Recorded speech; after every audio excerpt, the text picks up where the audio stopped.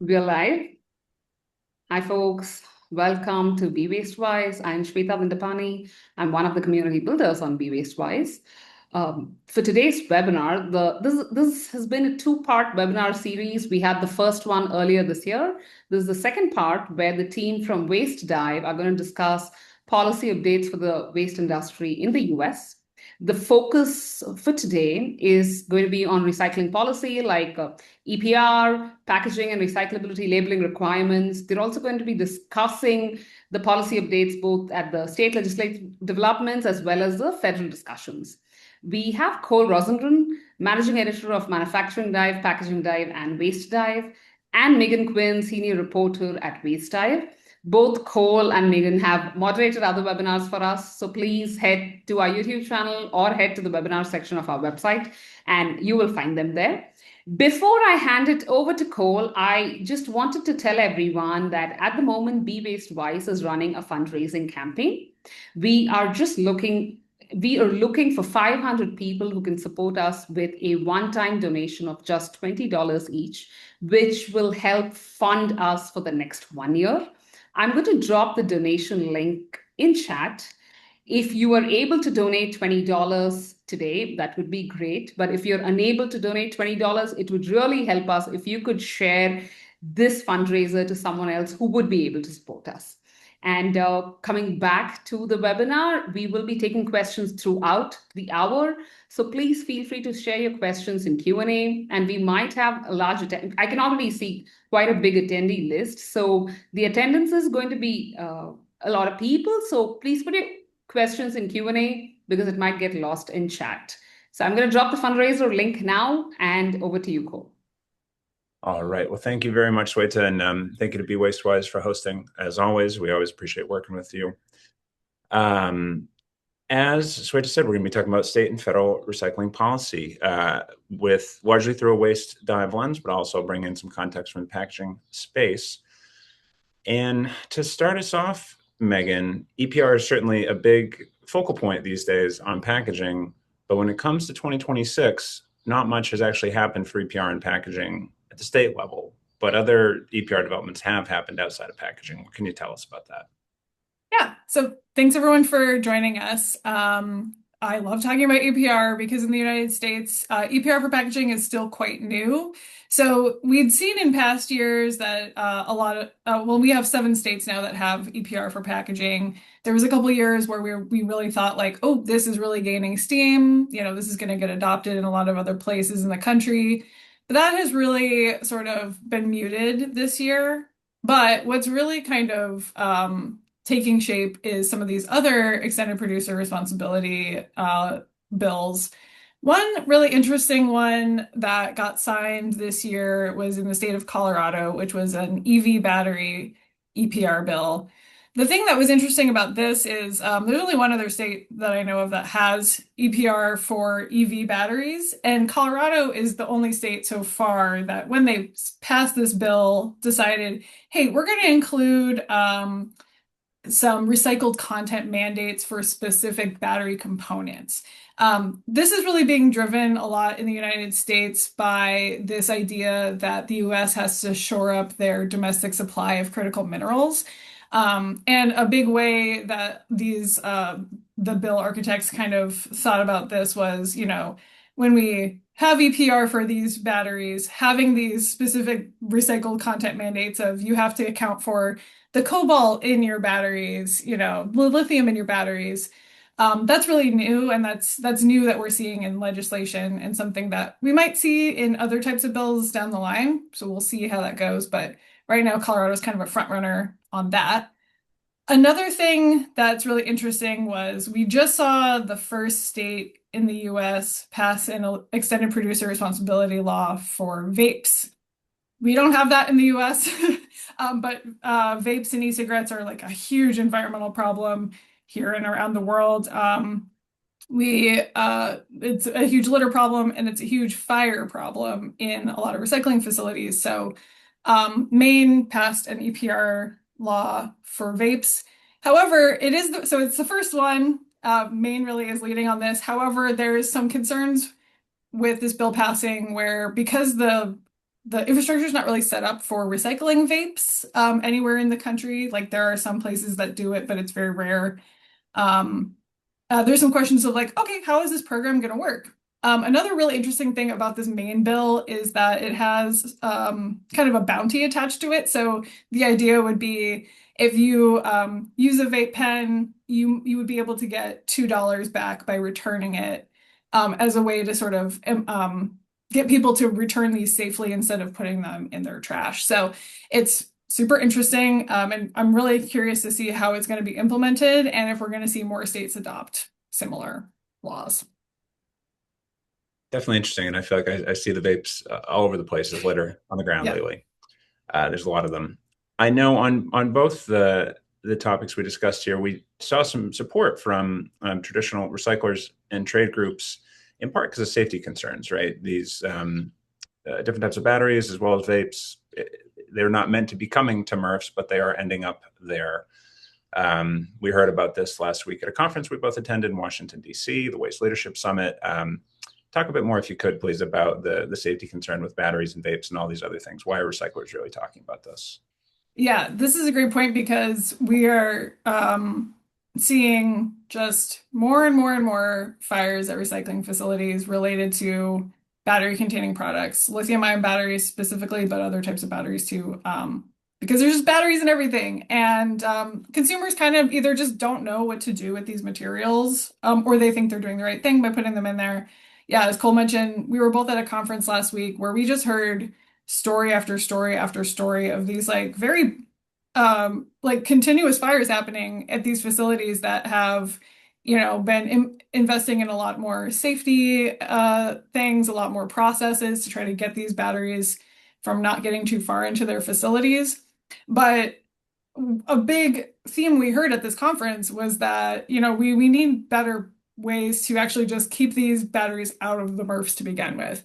And one of the ways that the industry has really been supporting that is through EPR for certain kinds of batteries. So in other states this year, we saw EPR for batteries pass for a range of batteries. So not just these consumer electronics, but in at least 3 states this year, Kentucky, Wisconsin, and Oregon, we saw EPR bills pass for medium format batteries. So that's like your, power tool batteries, things like that, because people just like are not sure what else to do with them. These 3 states, those bills were backed by the recycling industry because of these fire concerns. So that's a big driver, and undoubtedly we will see more battery legislation next year in the states. There's also the EPA is looking at EPR for batteries and other battery things, which I'll talk about later in the hour when we talk about our federal stuff. But batteries are very top of mind because of these safety concerns. Mm-hmm. Yeah, we're hearing about it quite a bit lately. Saw a comment in the chat from Axel, EPR for cigarette butts. Interesting idea. I've not heard it come up, but they sure are everywhere. So if anyone has thoughts, let us know. Beyond what we've talked about so far, plenty of EPR laws have passed for, vapes, batteries, etc. We've also seen multiple laws not pass this state legislative cycle, about 6 months into the year. What are some notable examples, Megan, of things that either got vetoed or folks really thought might have a chance and didn't make it through? Yeah, staying on the EPR train for a minute, we for the last few years, we've seen the state of New York try to pass an EPR for packaging bill. It's very heavily lobbied in that state. There's very intense,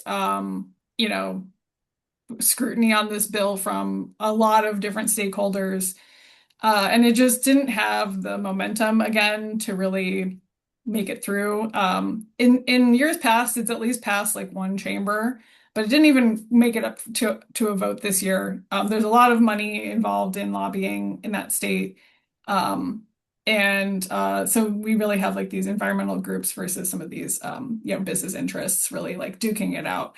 So we'll probably see that bill again next year. It's like every year we're like, oh, what's going to happen? But beyond EPR for packaging, there's a couple EPR bills that got vetoed by governors. They were just like, okay, on their way to getting signed. But in Virginia, for example, there was a mattress EPR bill. The governor vetoed that basically because she really viewed this as a tax on the consumer because of the way that the the bill was set up that you would end up paying a little bit more when you bought your mattress. And she just felt like consumers, especially now with things being so expensive, adding that on wasn't really going to be good for consumers. And kind of similarly in New Hampshire, there was a paint EPR bill. Paint EPR is becoming very common in the US, and a lot of states have paint EPR through this program called Paint Care. Super common, but in New Hampshire, that bill got vetoed because New Hampshire is also a state that just like they don't really like taxes there. And like famously, their tax code's a lot different than other places in the state. And the governor in that state said, this is a tax, and we don't do that here. So I think that's an interesting theme that we see in some places in the US about how you view how EPR is actually, who is actually bearing the cost for EPR programs. So that's a discussion that we're going to keep seeing as time goes on. And I know in Colorado there was another veto call for a packaging related bill. Can you talk a little bit about that? Yeah, it was interesting. It was what's known as the skip the stuff bill, which is a type of law we've seen passed in other states, basically requiring food service establishments to only offer takeout utensils on request, not automatically give plastic forks, plastic knives with everything.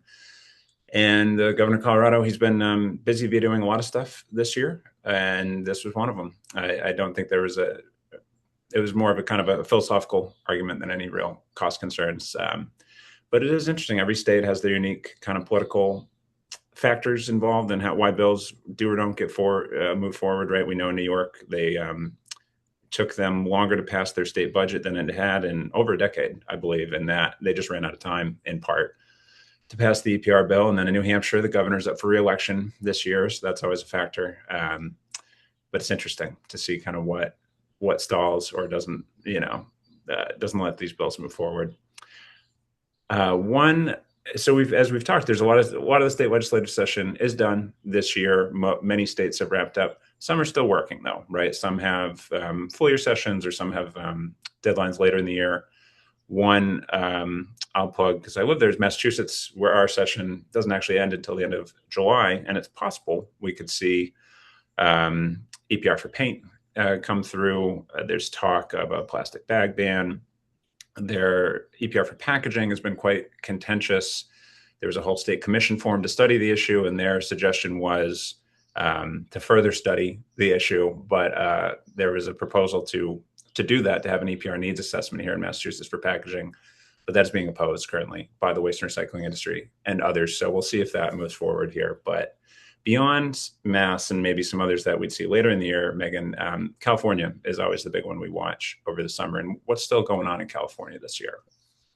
Yeah, California, there's a couple different things happening right now because California is a complicated state. There's always quite a lot of bills happening. There's a lot of bills to kind of fix other things that have happened in the state. But kind of continuing with the theme that we had talked about earlier, one of the bills that's still in play is another battery EPR bill. This is also a medium format battery, excuse me, which is actually an extension of the state's ongoing battery stewardship program. They have some stewardship programs for other kinds of batteries. So this would just to be expanding that to allow more kinds of batteries in the program. Again, because of these fire concerns. And then they don't have a vape EPR bill right now, but they are definitely trying to push through some vape waste disposal bans, and then also some sort of a separate bill that would ban some of the manufacturing and sale of these vapes. So what California is trying to do is sort of that, ban them before they get to our facilities. And also in California, it's a big health, and other places, vape bans are also a health concern, specifically trying to get teens to stop vaping. So those are two things in that vein. There's also this is more of a waste side thing, but this is an important sort of element with the way that our hauler franchises work Mm. in the state. This is something that they've tried to pass a couple of times, being able trying to prohibit city and counties from entering into contracts with haulers if those contracts have a clause that would excuse the hauler from carrying out their duties if there's a strike. So in the US, we've seen a couple different pretty large scale hauler strikes in the past. And sometimes we see these haulers use force majeure to say like, hey, it's in the contract. Like we can't pick up your trash.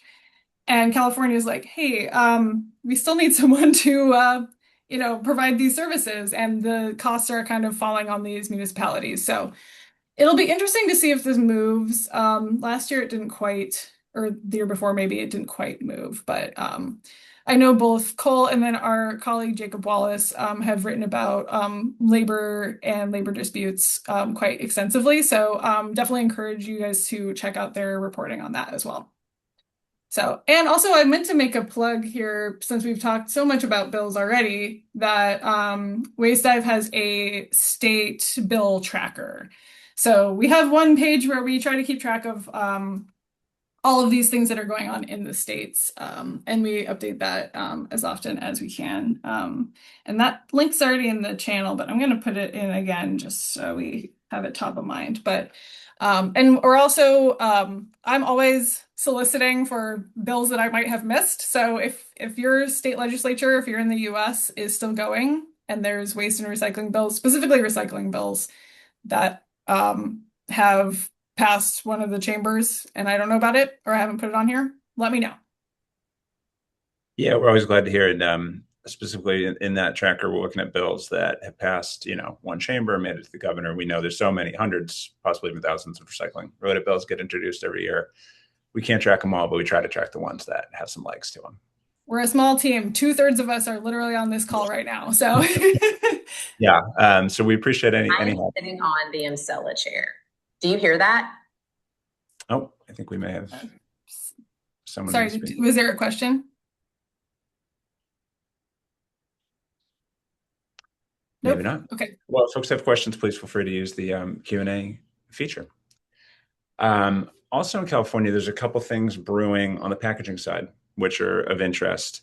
There is a bill that made it through that would further limit what can be considered recycled content. And this is really taking aim at the concept of mass balance, which we've seen come up for in chemical recycling, right? When there's material that has gone through pyrolysis or another form of chemical recycling, and you can't as directly use that new material again in a new product, but you want to claim the credit for doing such, sort of like renewable energy credits or offsets, which is gaining traction.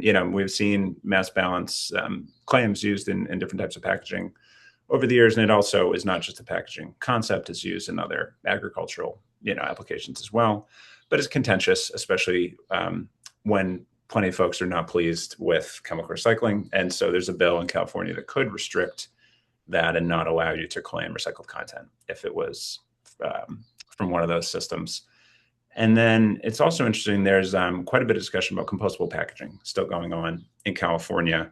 A few years ago, the state passed a law, AB 1201, that would require compostable packaging to align with federal USDA standards on different types of compostable feedstock, synthetic versus non-synthetic.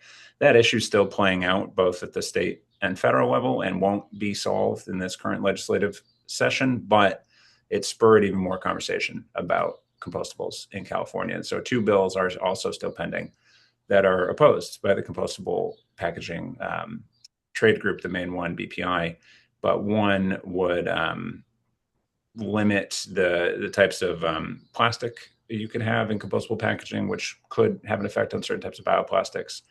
And then another would prohibit the sale of, excuse me, I lost my link here. would further tighten labeling practices to help distinguish between compostable and non-compostable. So interesting bills to watch there on the packaging side as well in California. California is also top of mind, Megan, because it does have one of the state packaging EPR laws in place, SB 54. We're seeing a lot of movement now in recent months, even this week, on that. And that gets us to the broader theme of not laws that have passed this year, but ones that have passed recently, but we're still all living with the rollout of them, is the 7 state packaging EPR laws.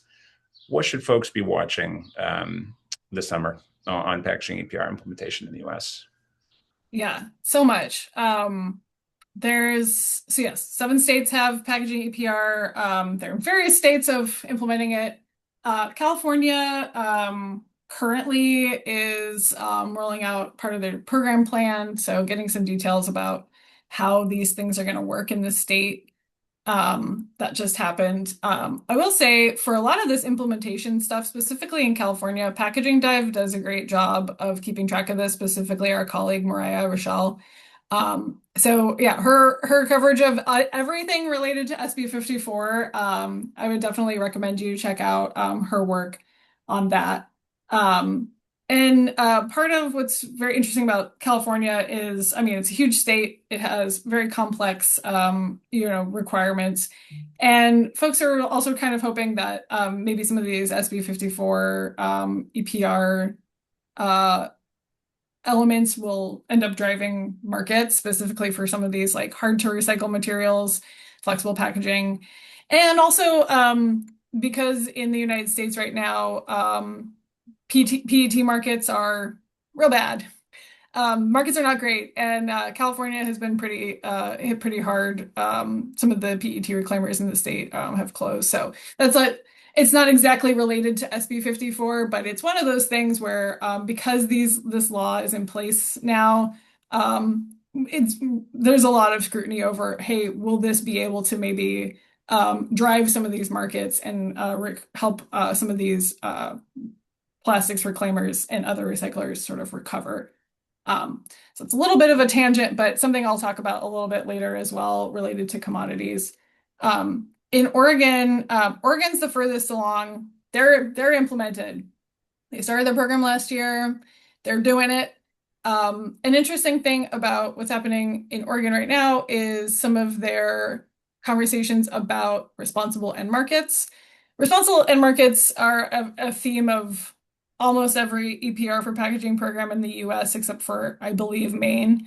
But in Oregon, they just sort of solidified some of their responsible end market requirements. And essentially, if what that means is this is just accounting for, having certain certifications and tracking to make sure that when you say that a material is recycled, it's being recycled in a way that is, good for the environment, good for people's health, is not being exported to a place where it's not supposed to be exported to.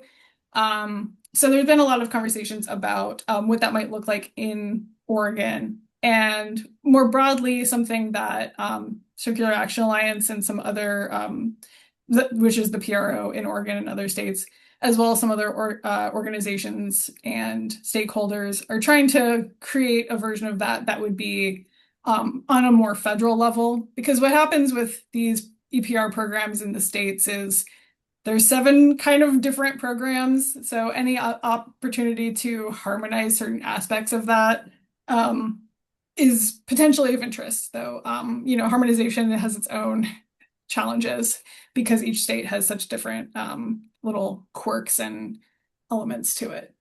So those are 2 kind of things happening now-ish. Colorado is also getting ready to implement EPR for packaging. Colorado is a very interesting state because the way that their program is going to work is supposed to basically try to overhaul how recycling is offered and how it works in the state. Colorado has, kind of an urban center in the middle and kind of up here, and then it's like surrounded by mountains and rural areas. So being able to coordinate all of that will be really interesting. And again, that's something that Packaging Dive covers a lot of that implementation quite well. So please keep up with them on that. Maine, we're curious what's going to happen with Maine because Maine was the first state to pass EPR for packaging, but their timeline for sort of getting some more details on their implementation, I believe is a little bit behind now. So that's something that we'll be tracking as time goes on as well. At the same time, Cole mentioned this earlier, but we're also seeing a lot of states that they're not like ready to do APR for packaging, but they're ready to do a needs assessment. And so we are seeing a lot of states that are in the process of looking at their state and to like create these needs assessment to kind of take stock of what their recycling systems look like currently, what they might need. Some of these needs assessment pieces of legislation have passed a little bit more easily and are being worked on now. So we're going to probably see more states. Cole mentioned Massachusetts. There's some other states that, are currently in the process. I want to say that the next one that we are looking at, I have a chart that we made a while back. Illinois is the one that I'm waiting for, and also Rhode Island. Those are due pretty soon at the end of the year. So these assessments are just an interesting way also to look at how states are even sort of looking at their own, like what's available, how are people recycling, where can they recycle, what's even being recycled. So I'm going to put that.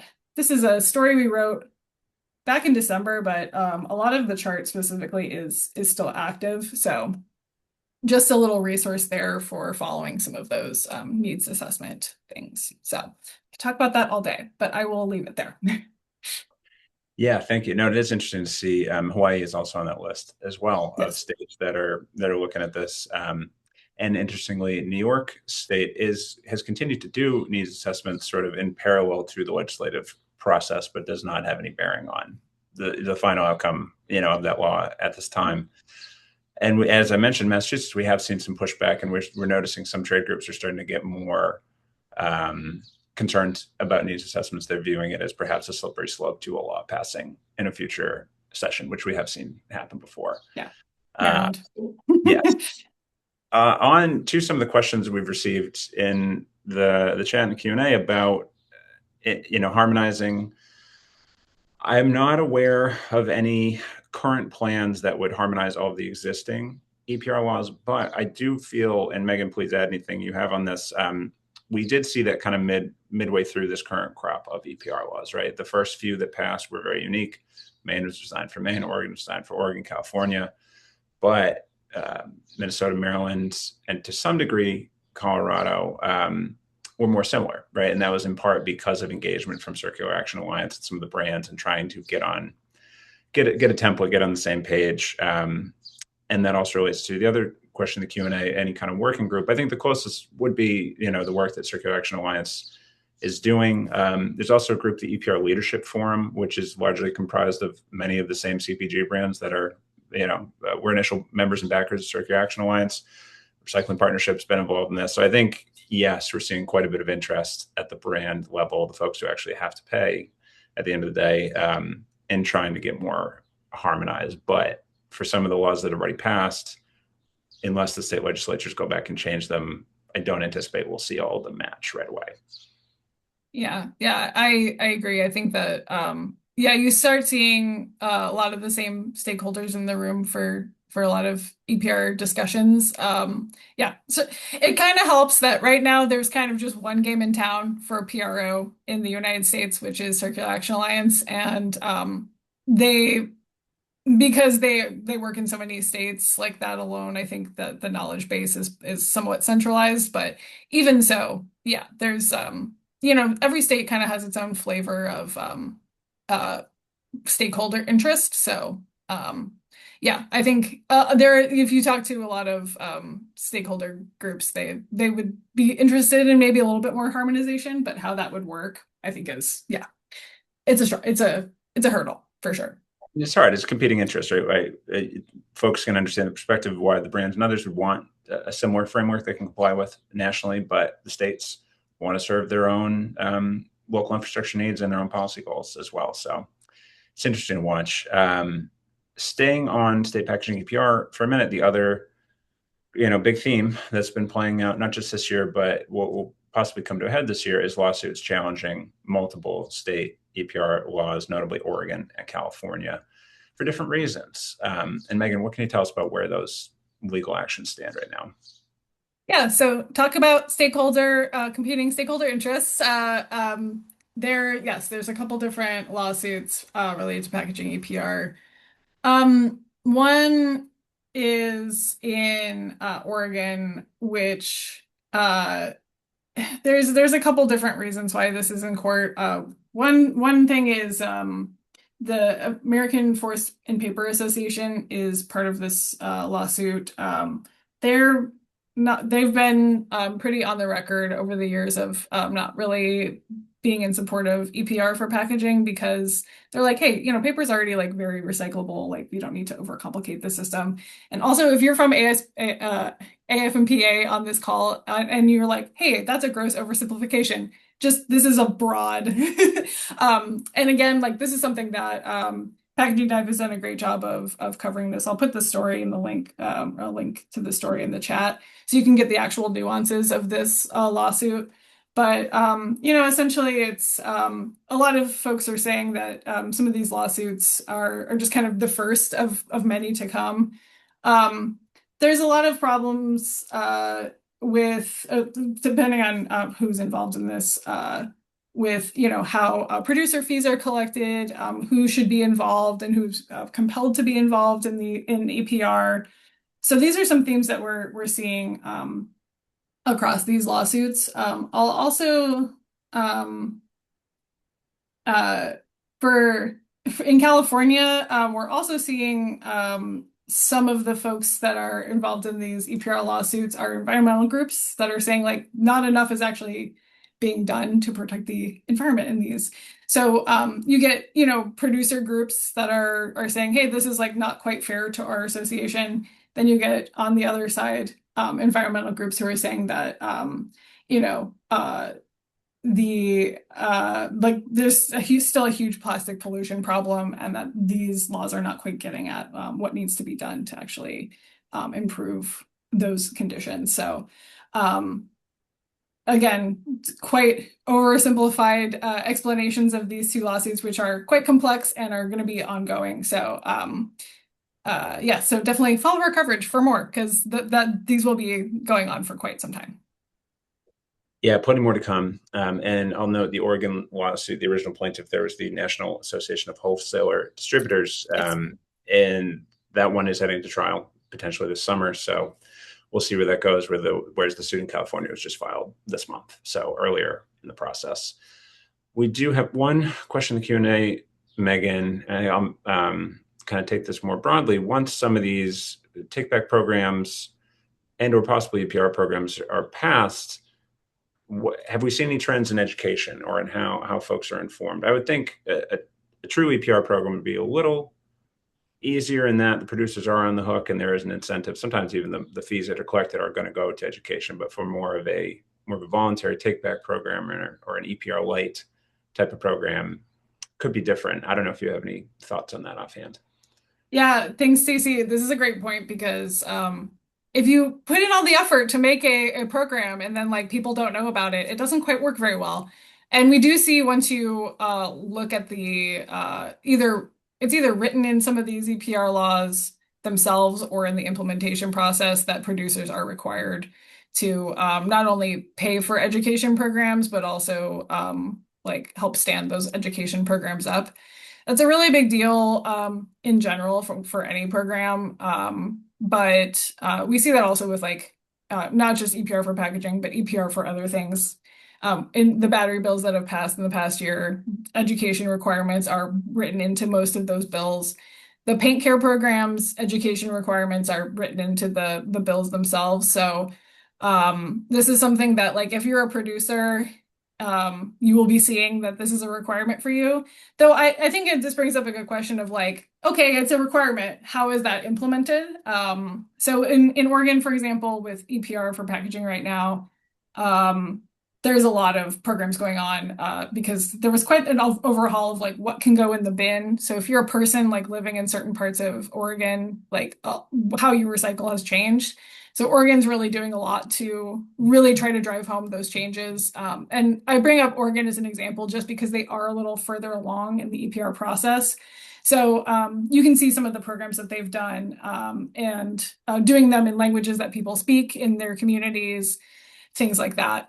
So, so yeah, we all know if you're on this call, you know that recycling education is important. And I am curious for folks if they have other insight into programs that you feel like are doing accurate and good education programs and ones where they're really falling short, because I would love to see more about all of those details. So. Yeah, no, I think it's tricky too with some of these older laws that may have passed. Maybe they sunset, maybe they didn't have funding attached to actually enforcing or doing the education. And often what we've seen is folks may feel the need to try and pass new laws to update those regulations. I think it's harder when there's an older law in the books that didn't actually have much funding or teeth tied to it.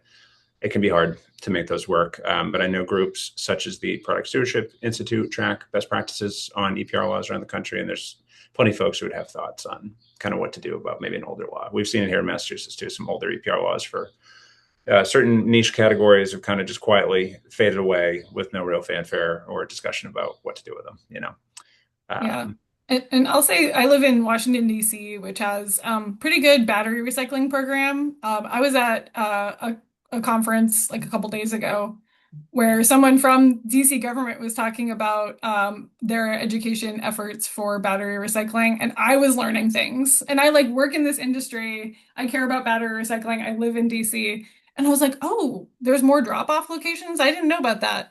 So I think it's also just like this ongoing process that I think there's some gaps sometimes that that need to be filled for some of these programs that have been around for a while. Yeah, the work of education is out; it never stops. Well, turning to federal, because as viewers may know, right, we have many different layers of government here in the United States. The state governments do their own thing and very unique in many ways, but the federal government historically has not been as active on recycling policy, but certainly that's starting to change in the last 5 to 10 years, I would say. We haven't seen anything pass yet in this current Congress, which for folks who aren't familiar, will end at the end of the year. But there's stuff brewing, Megan. So what should we watch in Congress this session? Yeah. So yeah, federal government moves a little slower than the states, but we've seen through multiple administrations that for how divided the administration can be on certain topics, like recycling tends to be a little bit more bipartisan, which you would think like, great, so more laws are passing, but there's a lot going on in our government right now. But we do have there's a pair of bills that are making a little bit of movement right now. One is the Recycling Infrastructure and Accessibility Act. This is one that has pretty broad support from bipartisan lawmakers and then also from the recycling industry. This is something that would really sort of target grants for MRFs and recycling centers, specifically in places that have that are more rural or lack access currently, because that's like just a big problem throughout the U.S. of where you live really dictates like what your recycling experience is like. So that bill recently it was heard in a House subcommittee, which is like already like have it just be discussed in a subcommittee is like kind of a big deal. And there's about like 50 different trade groups, even like manufacturers, consumer brands, things like that, saying, hey, move this to a full vote. Let's get this moving. So that's the one that we've seen the most recent traction on. And then there's the I lost the other bill.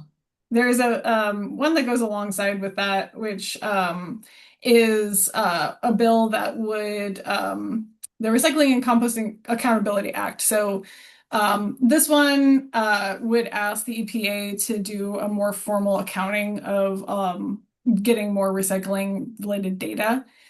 This is important because sometimes we don't have a lot of data to like at the state level or maybe even at the local level. There's different various pieces of data related to, you know, types of materials that programs even accept, like what the recycling rate is in a lot of places. So this would try to move forward a more federal initiative to do more of this data collection.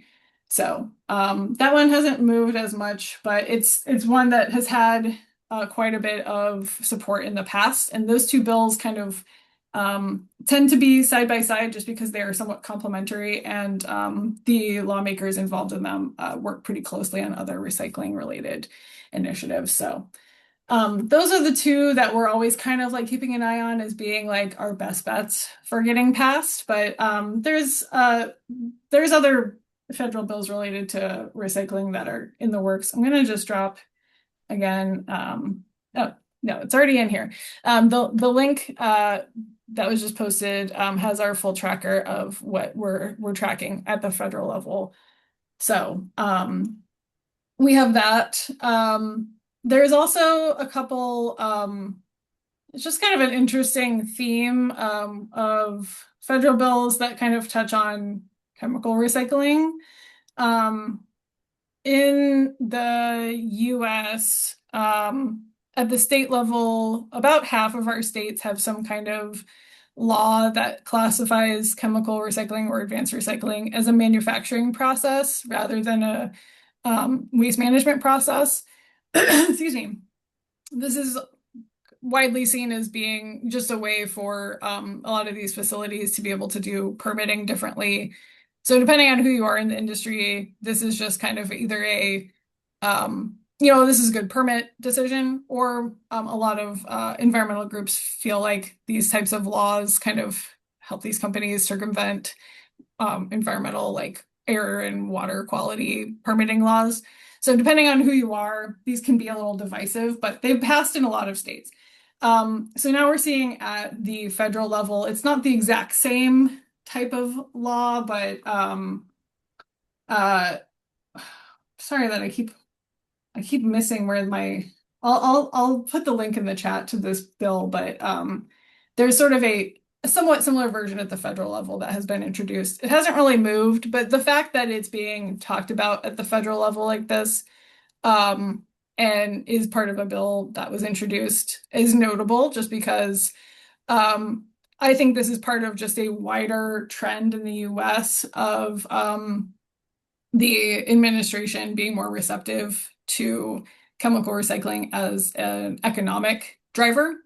So I might talk a little bit about that as we go. But yeah, this administration is, and the EPA specifically, has been like very specifically open to the idea that chemical recycling is like a viable like economic principle. And it's something that we will probably see investments in as a result, even though we've also seen chemical recycling projects really either fail, close, decide not to open. There was a specific campus that was supposed to open in Texas that recently they announced that they were not going to be moving forward with that project. So yeah, we're seeing at the federal level the administration being very interested in chemical recycling, but we're also seeing some of these individual projects, depending on the project, have various degrees of success. So.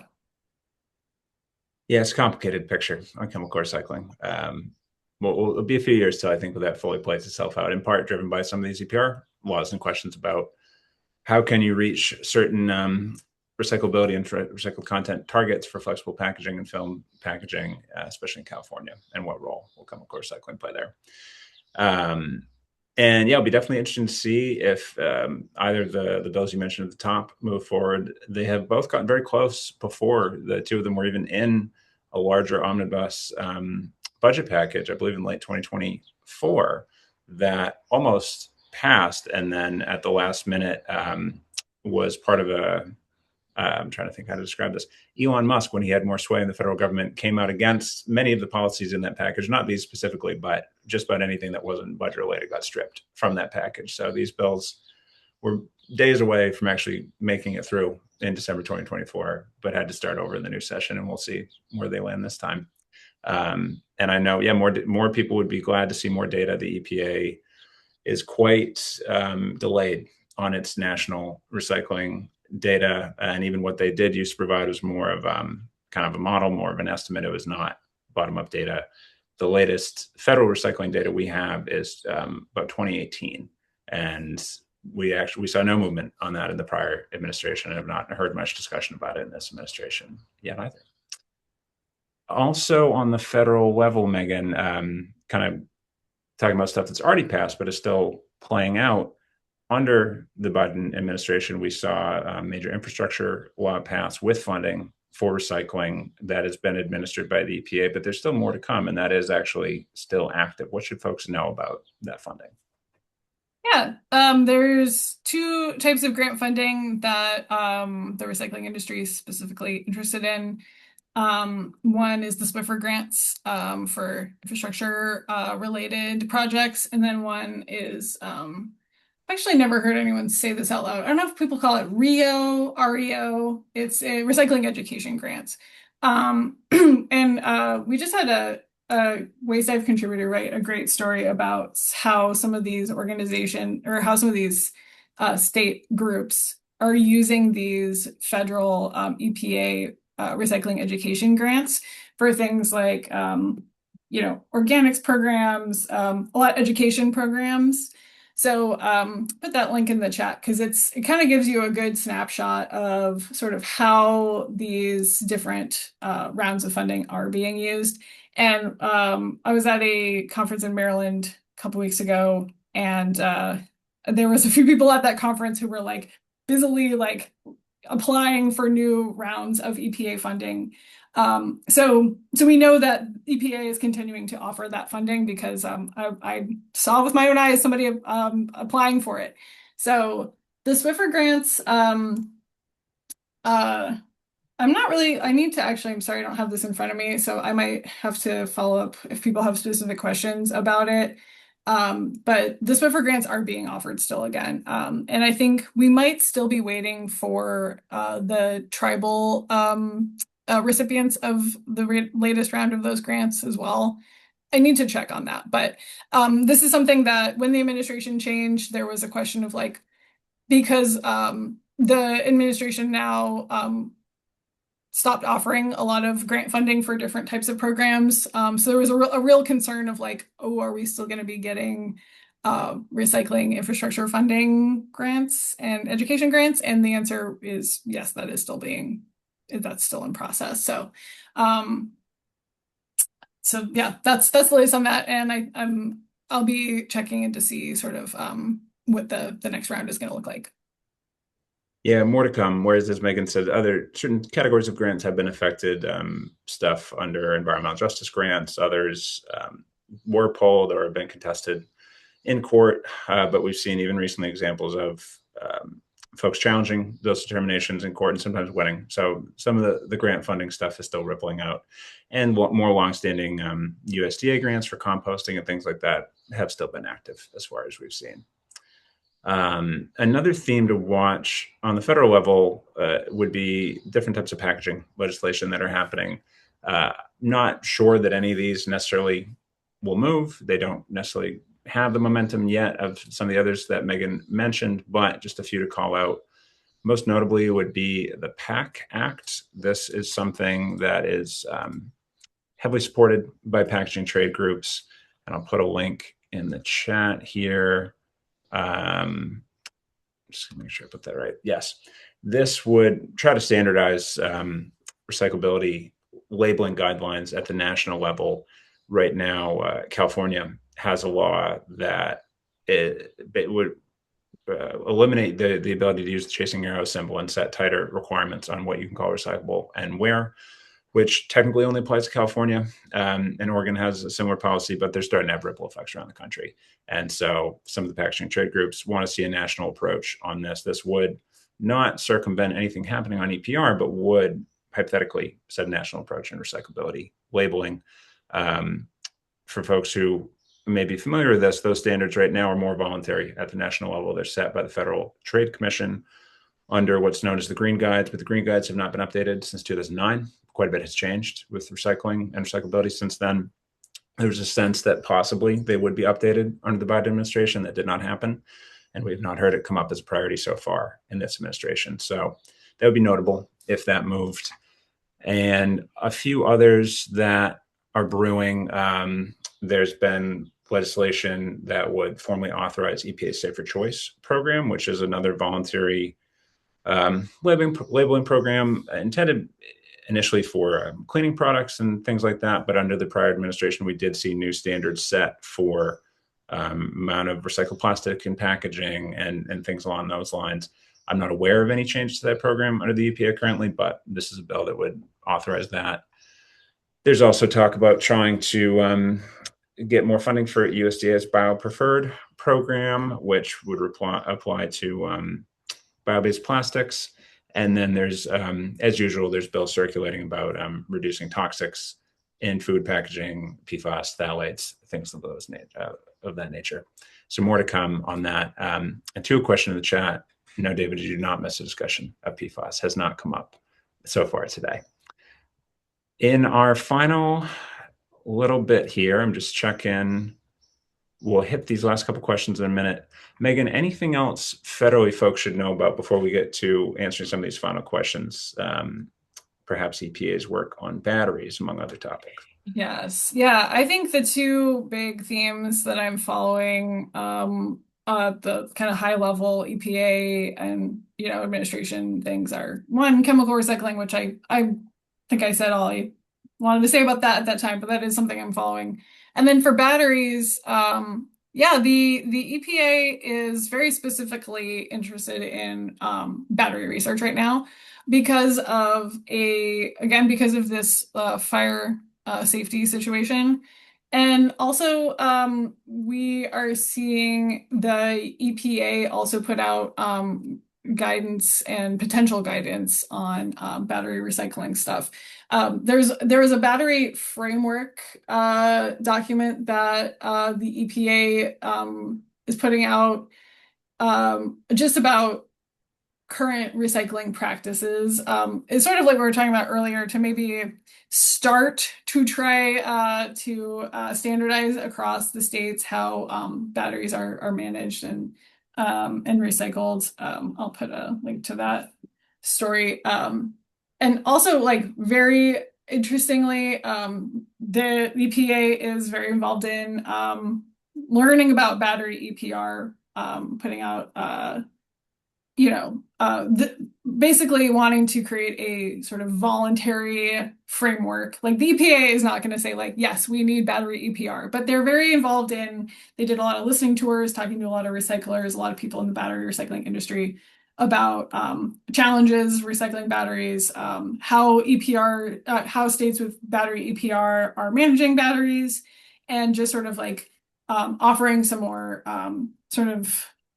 details about how that could look on a more standardized scale.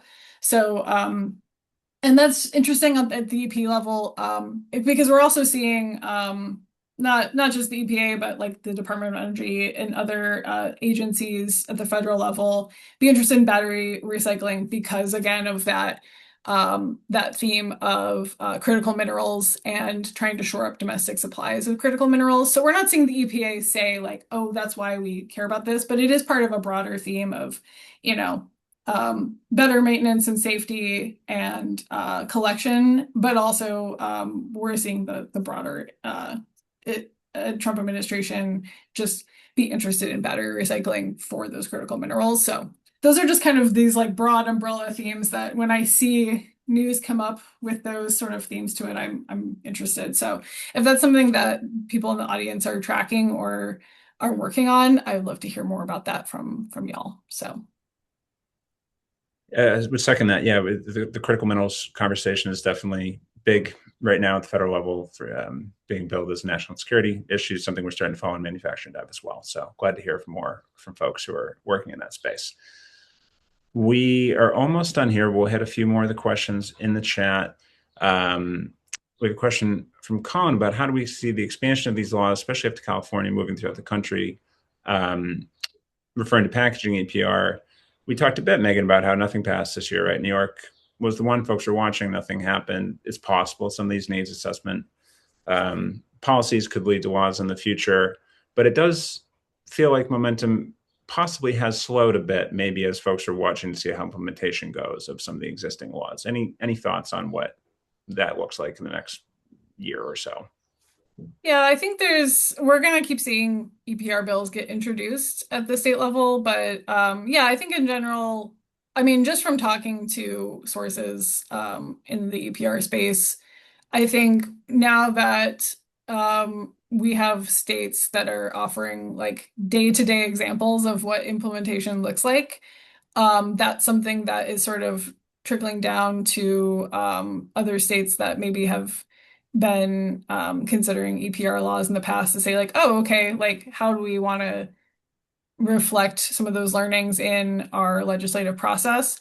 And also because a lot of states are doing the needs assessment route before they're doing an EPR bill. So I think it's I don't have the crystal ball of like what the next state is going to be to pass EPR, but I think that I mean all the states are watching each other and talking to each other. And the stakeholders who operate in EPR states also operate in states that don't have EPR for packaging. So yeah, it's all connected. So yeah, and if someone in the audience has the crystal ball, let me know. But I think time will tell a little bit on that. I think so. Now, and we'll know a lot more by the time the next the bulk of the state legislative session start in early 2027. We'll know more about implementation of the current programs. We'll know more about the outcome of state elections this fall. There's many states where governors and state legislators are up for re-election that could change the political makeup of different states and kind of influence what could be passed next year as well. The last batch of questions we have here from Margie, do we feel any state has a better bill than others who has hit the mark? We tend to avoid opinions as journalists on who's doing well and who's doing not. So we'll defer to others on that. I think it's also a bit too soon to say, frankly, because they haven't fully played out. The other question here about Germany is interesting. I'll admit I am somewhat familiar with the Green Dot program, but I would not say I'm an expert. But I think taking this more broadly, Megan, we know, right? Yeah, EPR for packaging has existed in multiple European countries, multiple Canadian provinces for many years. Speaking generally, how have you seen that come up in the US discussion? Are folks trying to compare to that? Are they trying to model it after that? Or is it viewed as apples and oranges? It's so interesting because I think sometimes when you talk to some folks in the United States, the conversation really feels like EPR is this thing that just got invented. And because depending on where you are in the implementation process or the law process, it is new. Like it's new for a lot of folks in the US.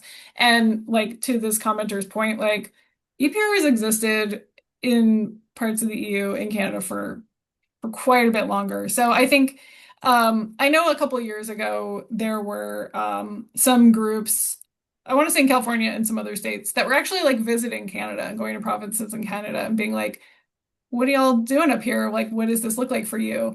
And another thing I didn't quite get into because it's not quite my beat, but it is important to mention is in the EU there's going to be the new EU rules on packaging and packaging waste, which are being put into effect like in the next couple months. That's in the EU, so but that is going to affect how brands operate, and that is going to trickle down into how brands are operating in the US as well. So I hate having such a United States centric view on EPR, but like I cover US EPR, and I never want to make it seem like we invented it or that it's some process that's so like unique to the US, but there are parts of EPR in the US that are unique. Like the needs assessment piece is not something that we commonly see outside of the US. But my whole point in this is that there's a lot of resources for these stakeholders outside the US, in Canada, and in the EU. And a lot of the brands that operate are bringing in their expertise from also being involved in EPR outside the US. So we don't operate in a vacuum. And yeah, I'll be really interested to see how those conversations move, as the paper and packaging waste regulation in the EU goes into effect as well. Mm-hmm. Yeah, and if folks have further thoughts, perspective on that, we're always glad to hear from you by email. Yes. And I think the final thought on this is the U.S. programs are a bit different by design, in part because of lobbying by the recycling industry. They did not want to lose control over the infrastructure in a way that we've seen. Different things have played out different ways in different places, but it is a bit of a uniquely U.S. Situation here in the different states. But more to come. Well, thank you very much, everyone, for taking the time to join us, for sharing the questions. We'll plug again. Please reach out to us by email at any time. You can find that on our website. We always respond. We're always glad to hear from you with good faith questions and comments. And thank you to Be Wastewise again for hosting. And I'll turn it back to you, Sweta, for any final remarks. Thank you, Cole. Thank you, Megan. I know we had a couple of questions about the recording. Recording will be up on our website, wastewise.be, as well as our YouTube channel. You'll be able to find the link when you head to our website. And please let us know if you want us to do more of these webinars where we have, timely check-in with the Waste Dive team regarding the policy updates that's happening in the US. It'll be great. We could keep it as an ongoing thing as well. So thank you, Cole. Thank you, Megan. And thanks to the audience. Please sign up to our newsletter. You'll have more updates, and sign up to the Waste Dive newsletter as well. Bye, folks. Thank you. Bye.